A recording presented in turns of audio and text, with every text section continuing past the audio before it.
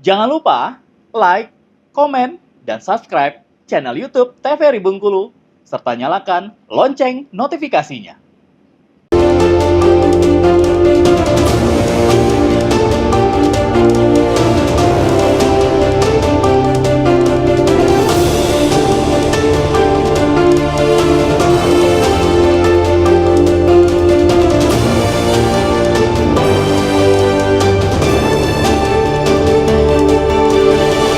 Ya, pemirsa, pahlawan yang sesungguhnya adalah mereka yang rela menyisihkan sedikit kenyamanannya untuk keselamatan orang lain.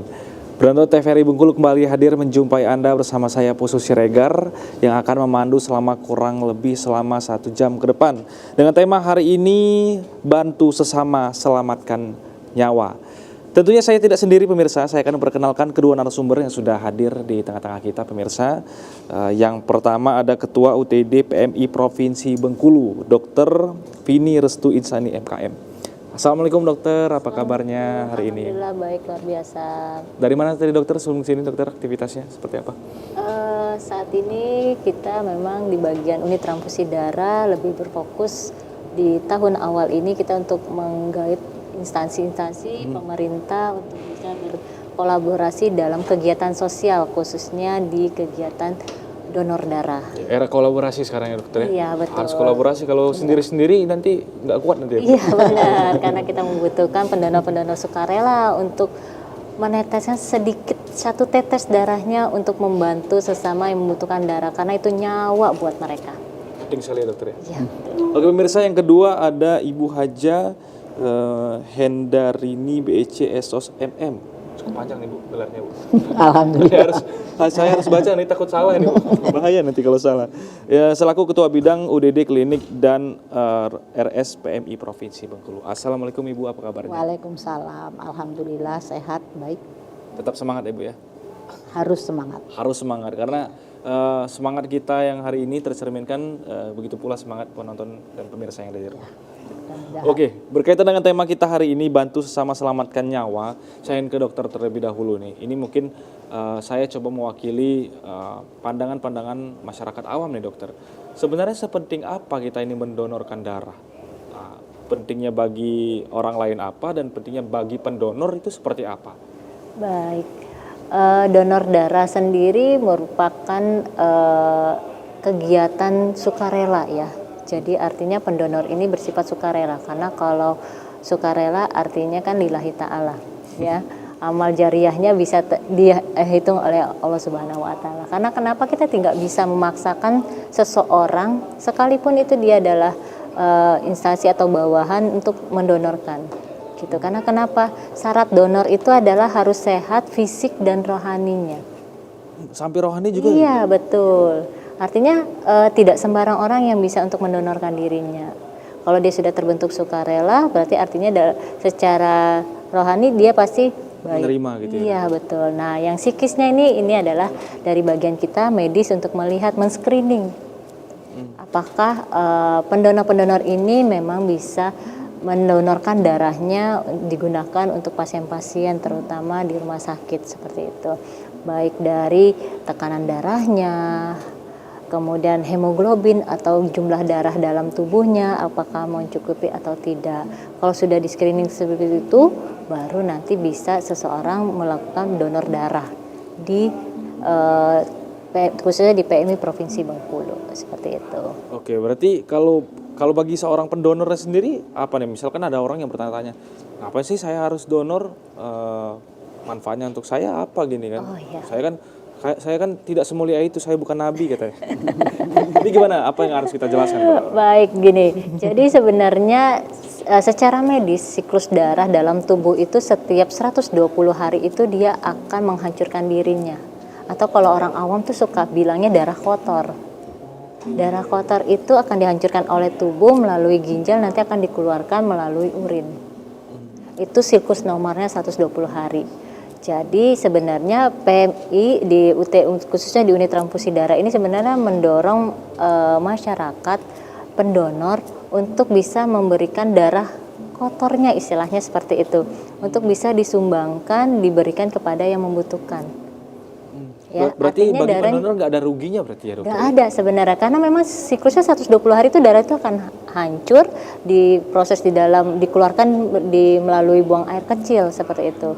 Gitu. Itu setiap 120 hari. Makanya artinya setiap pendonor itu kami menganjurkan untuk melakukan donor secara kontinu. Karena kenapa, bagi kesehatan itu sangat sangat bermanfaat sekali. Satu yang pasti, kalau untuk yang ibu-ibu yang pengen diet, malah donor darah ini bisa menurunkan berat badan.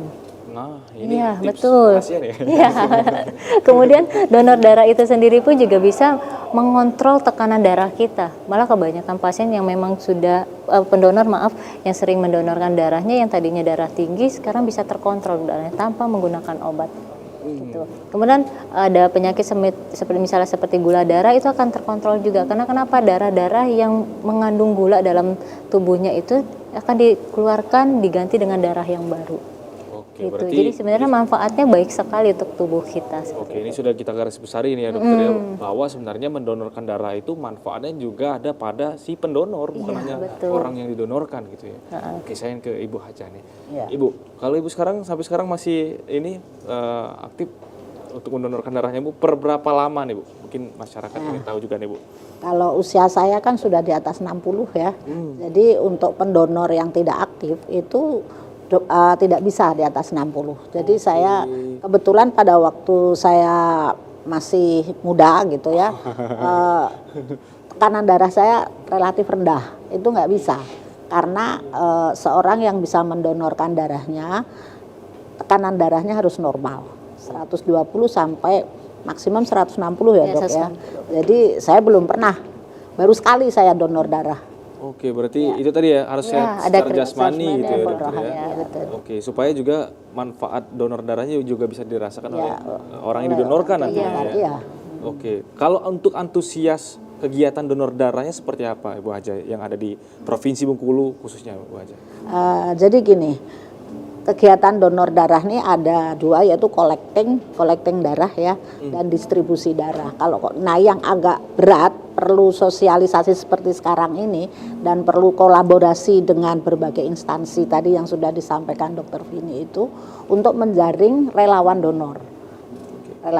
Karena pada akhir-akhir ini, karena kita punya rumah sakit rujukan tertinggi yaitu Rumah Sakit M. Yunus, itu adalah rumah sakit rujukan yang telah mempunyai program-program spesialistik ya. Sekarang sudah banyak dokter-dokter subspesialis yang ada di Provinsi Bengkulu ini, hingga mereka sudah mengadakan operasi bedah jantung, kemudian torak, kemudian juga spesialis hematologi, onkologi, dan spesialis-spesialis lainnya yang memang cukup banyak menggunakan darah. Nah, jadi akhir-akhir ini cukup signifikan kenaikan permintaan darah dari rumah sakit. Permintaannya meningkat nih artinya. Meningkat, itu kita iya. garis bawahi, Bu. Iya. Kalau untuk antusias para pendonornya yang ada di Provinsi Bengkulu? Antusias para pendonor, makanya kita kesini sebenarnya ini untuk mensosialisasi supaya para pemirsa yang punya tubuh sehat, masih muda, kemudian memang punya jiwa relawan, itu perlu mendonorkan darahnya, karena tidak akan rugi tadi seperti disampaikan oleh Mas tadi, bahwa akan sehat. Nah, kalau soal antusiasnya ini memang relatif ya. Jadi kalau bagi Relatif rendah atau relatif tinggi nih, Bu? Nah, relatif sekarang sudah mulai meningkat gitu ya? Meningkat ya. Makanya ini terus-terusan kita nih kayak maraton aja nih sekarang, roadshow, karena gini, tidak bisa kita menunda sosialisasi menjaring donor darah relawan ini, karena kita tidak bisa menunda sehubungan dengan kebutuhan darah yang terus meningkat itu tadi. Jadi ini harus seiring. Jadi antara kita sosialisasi dalam collecting donor darah dan distribusi darah yang terus meningkat, kita harus sejalan, Mas. Sehingga kebutuhan darah bisa terpenuhi. Karena kita akan menzerokan donor darah pengganti. Donor darah pengganti ini artinya apa? Donor darah yang diambil dari keluarga pasien. Kan misalnya ada pasien membutuhkan darah. Nah, ini stok darah di UDD baik kota maupun provinsi misalnya kosong, itu kita terpaksa mencari donor darah pengganti. Nah, dalam tanda kutip, kadang-kadang kalau keluarganya yang ada mungkin nggak ada masalah soal keuangan. Nah ini dulu-dulunya gitu, mudah-mudahan sekarang sudah tidak terjadi lagi, terjadi jual beli darah itu tadi, Mas. Nah untuk menghindari itu, Stok darahnya harus banyak. stok darah harus banyak. Nah saya datang ke sini supaya para pemirsa, ayo rame-rame mendonorkan darahnya. Oke, semakin menarik pembahasan kita, Ya. Ibu Haja dan juga dokter. Kita akan jeda terlebih dahulu, kita akan lanjutkan di segmen berikutnya. Pemirsa jangan kemana-mana, tetap di Brando TVRI Bengkulu.